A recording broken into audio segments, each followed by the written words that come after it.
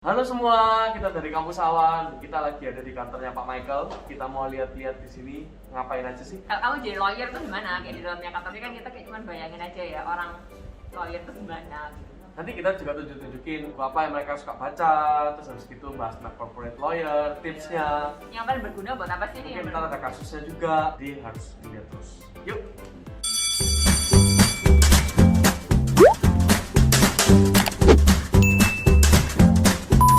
Halo teman-teman, kita sudah ada di kantornya Pak Michael. Kita mau masuk ke kantornya, kita mau lihat mereka kira-kira lagi ngapain ya. Ayo kita coba lihat. Halo. Jadi kita pertama mau tanya dulu Kenapa tentang tunggu sebentar? kenapa Kita kan mau tanya kesehariannya.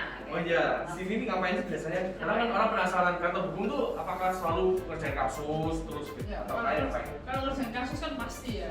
Tapi kalau di Asugi itu selain kita ngerjain kasus, kita biasanya aktif di IG. Kita bikin live. Biasanya kita juga menampung pertanyaan dari IG.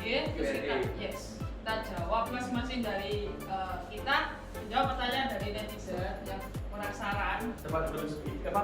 IG-nya apa nih? Ansugi.com. Boleh dilihat. Dan itu kita juga aktif ya di kelas-kelas kayak corporate lawyer sama legal officer. Terus yang terbaru sekarang Alex. Nanti kesehariannya setiap hari sibuk gitu ya? Iya sibuk, jadi gak ada kan Gak dengar gue ya. Nah itu berarti kalau misalnya mau join kantornya hukum itu pasti sibuk banget karena kasusnya banyak. Terus kalau nggak ada kasus buat konten ya kan buat Instagram. Terus habis itu jawabin Q&A-nya orang-orang, pertanyaannya.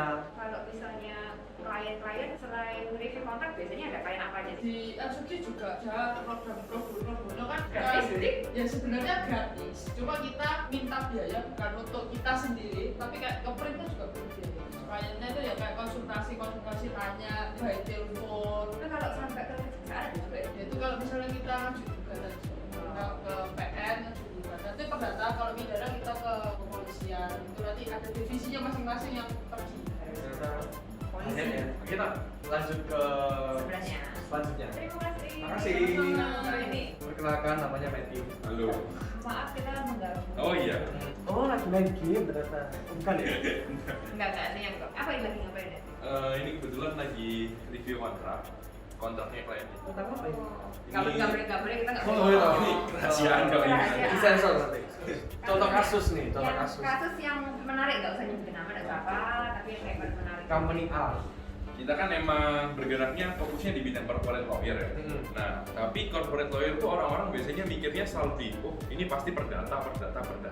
Padahal corporate lawyer nggak cuma pinter data aja, tapi bahkan seringkali juga masuk kasus-kasus pidana. Nah, tapi kasus pidananya bukan berarti kasus kayak pembunuhan, itu enggak. Tapi kasusnya lebih ke kayak penggelapannya penipuan. Nah, kebetulan kita sering dapat itu di kasus penggelapan sama penggelapan jabatan. Seperti yang baru-baru ini kita dapat kasus penggelapan dalam jabatan.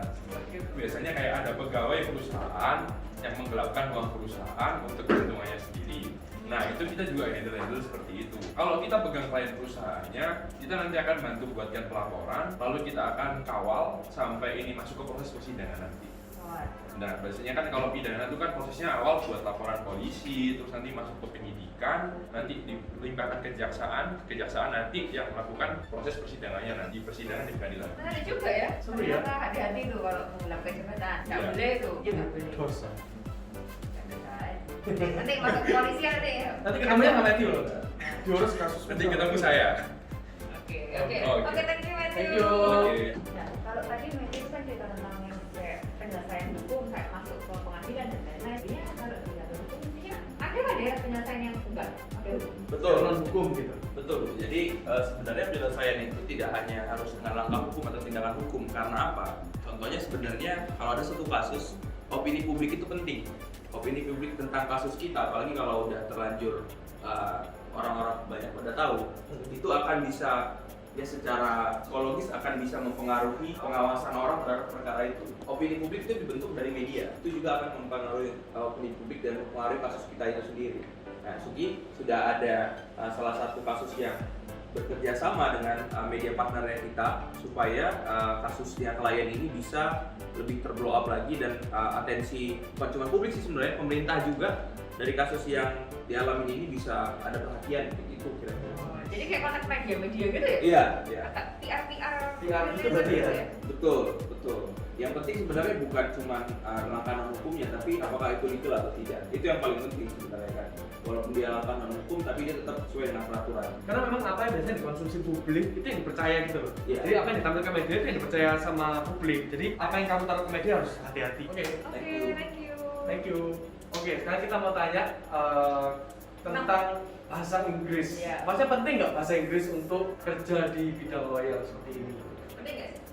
Penting menurutku. Tuh, Dan penting. menurut kita semua yang ada di sini itu penting.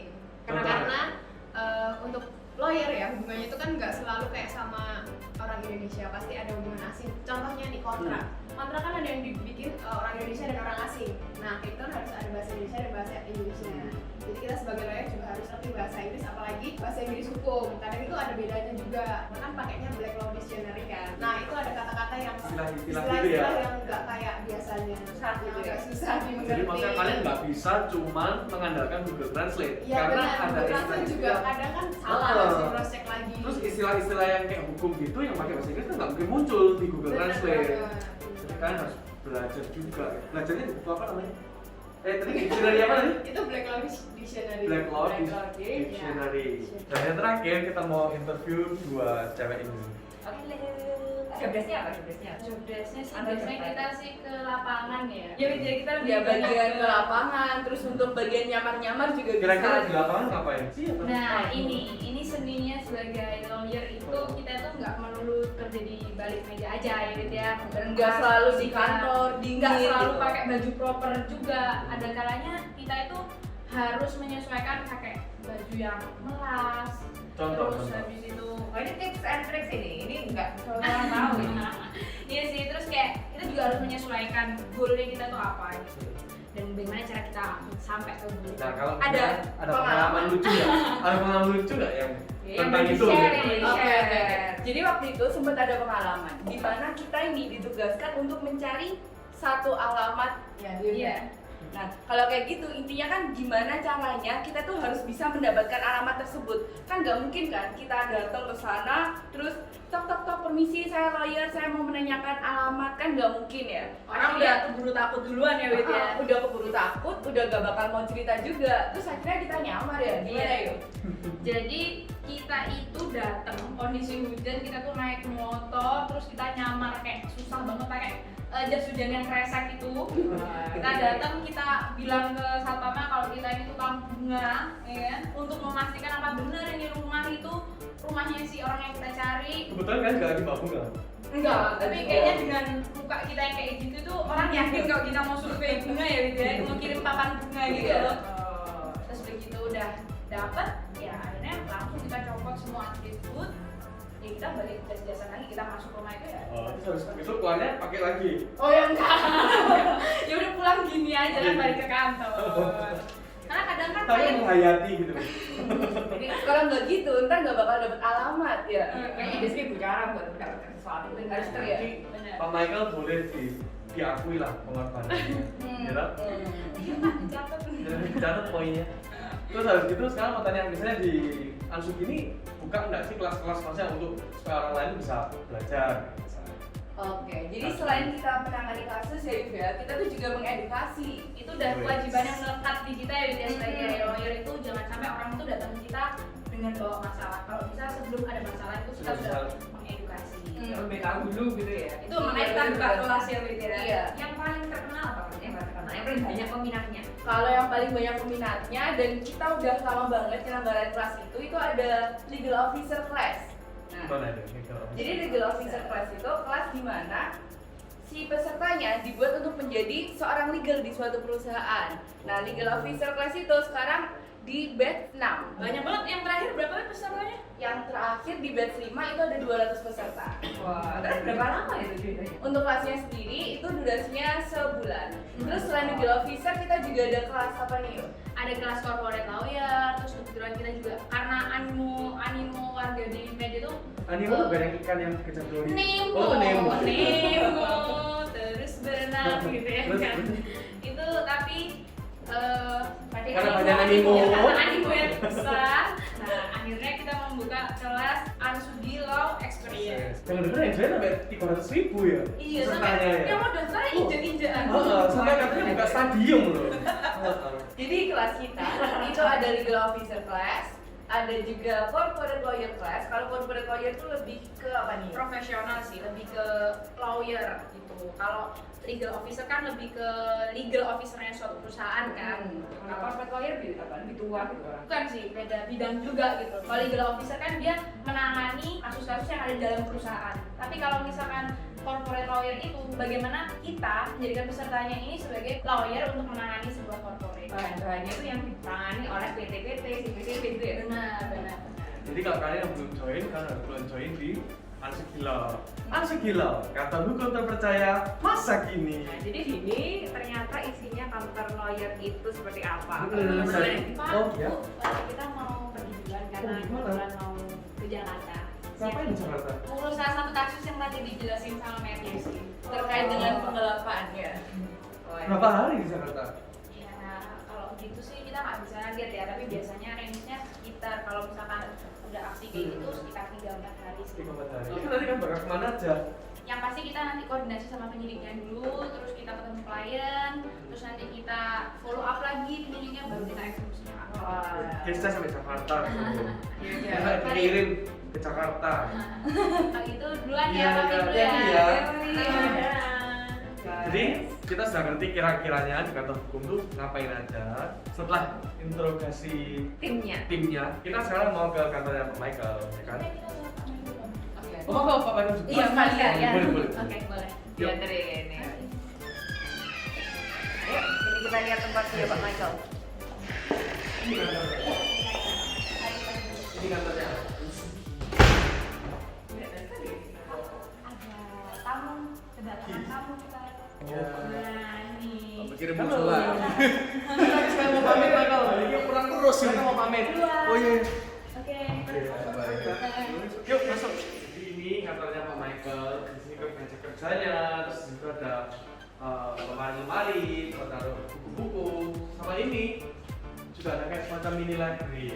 Ini Banyak banget. berapa buku-buku? Coba paling di atas semua buku ini kita tanya Pak Michael. Mana yang paling Berguna untuk calon lawyer? lawyer. Sebenarnya itu jawaban yang sangat apa ya, yang mustahil untuk dijawab karena hukum itu kan banyak. Ya. Jadi kalian mau mendalami apa, lagi dengan kasus apa? Ya itu tinggal dilihat aja judulnya gitu ya. Kalau misalnya contoh kepailitan, kalau di sini yang ini yang bagus ya punya Sultan Remi ini, beliau kenapa bagus? Karena beliau ini juga yang membuat atau ikut merancang undang-undang kepailitan. Terus kalau misalnya kalian mau buku tentang perusahaan, itu punya yang harap itu bagus banget karena nggak cuma ngomongin, dia tuh beda undang-undang. Jadi beda undang-undang tuh tiap pasal dibahas. Kenapa kalau aturannya gitu, tujuannya apa, terus pelaksanaannya gimana. Itu bagus kalau PT ya. Berarti makem kalau kamu bilang ahli PT tapi nggak pernah baca itu bohong ya. Bagus banget sampai saya coret-coret tahun ini buku saya tuh anak-anak punya ya. Oh sampai kayak gini, sampai DGI ini ya. Tapi ya itulah. Tapi yang belakang masih bersih. Iya hukum bisnis, tapi ya kalau hukum bisnis biasanya yang bagus-bagus yang umum-umum ya. Menurut saya terlalu umum ya. Ini bisa buat bagus tuh mahasiswa buat ngerti dulu dasar-dasarnya hukum bisnis itu apa aja. Tapi untuk semacam petunjuk pelaksanaan atau juklaknya itu harus pakai ya buku-buku yang spesifik. Contohnya spesifik. Nah, penegakan hukum menangani aset yayasan. Saya dapat klien yayasan, modal saya cuma ini sama hukum online ya sama sedikit pengalaman di luar karena saya bukan lawyer yayasan ya. Tapi ya bisa, dan klien puas dan memang benar nggak salah gitu ya. Setelah kita konfirmasi dengan notaris ya nggak salah karena saya punya yang memang spesifik dan ada undang-undangnya di sini. Jadi apa yang dia tulis di depan bisa dipertanggungjawabkan lewat undang-undang yang ada di belakangnya. Nah ini ya. Jadi bagaimana cara ngatur kekayaan yayasan, dipisah itu maksudnya dipisah gimana? Bedanya apa pemisahan kekayaan yayasan sama PT gitu. Paling bagus menurutku bukunya ini sih. Oh, The Art of Contract Drafting, buku lawyer milenial. Bisa ditemukan di Gramedia dan toko buku terdekat. Ini tuh bagusnya buat kalau yang praktis, karena teorinya nggak ada di sini. Sedikit banget, dan naruhnya sedikit banget. Banyak prakteknya. Yang teori itu bagus punyanya Pak Ricardo Simanjuntak yang lagi juga dipinjem mungkin soalnya nggak kelihatan. Di antara semua buku ini yang berapa persen sudah dibaca? Yang nggak disegel berarti sudah tak baca. Ada segel ya? Nggak ada. Sebenarnya nggak ada. Buku dewe kita segel. Buku sendiri nggak dibaca. Segel. Oh ini belum ini satu. Jadi kebanyakan semua ya. Tapi Oke. kalau selain buku ini, kalau misalnya jadi seorang yang di bidang hukum itu kayak penampilan, itu juga perlu nggak sih? Ya, coba bahas tentang penampilan. Penampilan.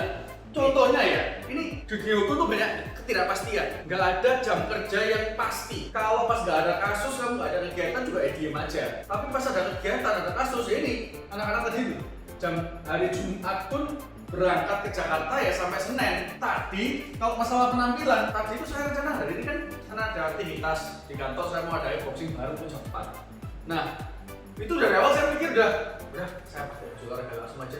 Hari ini kan nggak ada acara ketemu siapa-siapa, nggak mikir gitu. Tapi saya mikir belajar dari pengalaman, wah nggak mungkin. Justru pada saat saya mikir gitu hari itu masih ada apa-apa. Soalnya beneran ada 2 acara. Satu acara syuting ini, ya kan? Yang saya ya ini nggak awalnya nggak berapa tahu mau ngomongin apa. Kedua, tadi ada pengacara lawan datang mau ketemu saya. Ya gimana saya bisa pede, gimana saya mau dihargai kalau saya kesini tuh baju olahraga supaya bandana gitu.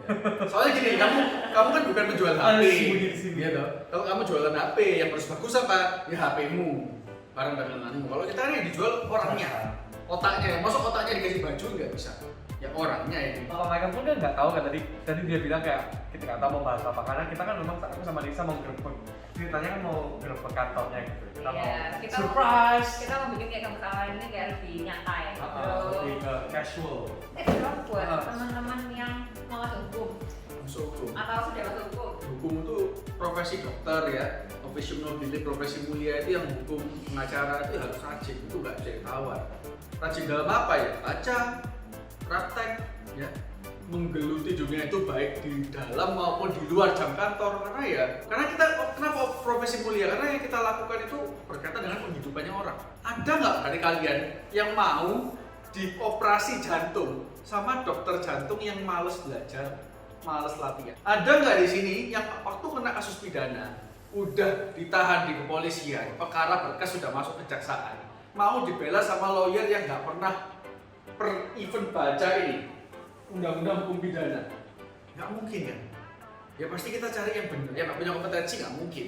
Jadi kompetensi itu didapat nggak cuma dari buku aja, tapi ini juga perlu buku, pengalaman, ya semua belajar, networking semua itu semua apa ya? Nggak boleh disatuan. Iya, nggak bisa dipisahkan satuan. Ada yang belajar di mana saja juga. Supaya apa? Untuk meningkatkan kemampuan apa? Durasi belajar tanpa kamu harus merasa belajar. Jadi sambil nonton kartun, sambil main game, sambil apa? Bahkan sambil kita ketemu observasi. ketemu orang juga sambil belajar kan ya. Maksudnya misal kamu di rumah, misalnya kamu pergi sama teman, kamu bisa kayak tukar ilmu. kayak tadi kita ngobrol sama Michael sama teman-temannya Timnya. di timnya, kita juga belajar yang baru. Kita dengan sharing gini juga kita belajar. Kalau hari ini nggak ada kamera gini, kita nggak mungkin bikin ini semua. Jadi maksudnya yang belajar gak cuma kalian, bahkan aku sama Lisa pun kita ngelakuin ini juga kita belajar gitu. Iya benar banget. Juga dapat semua. Oke, kalau gitu mungkin kita tutup acaranya. Ya, ya inilah kantornya, suasana kantor Ansugilo setiap harinya. Kita sudah gerebek ini, ditunggu di vlog kita selanjutnya. Oke, Bye.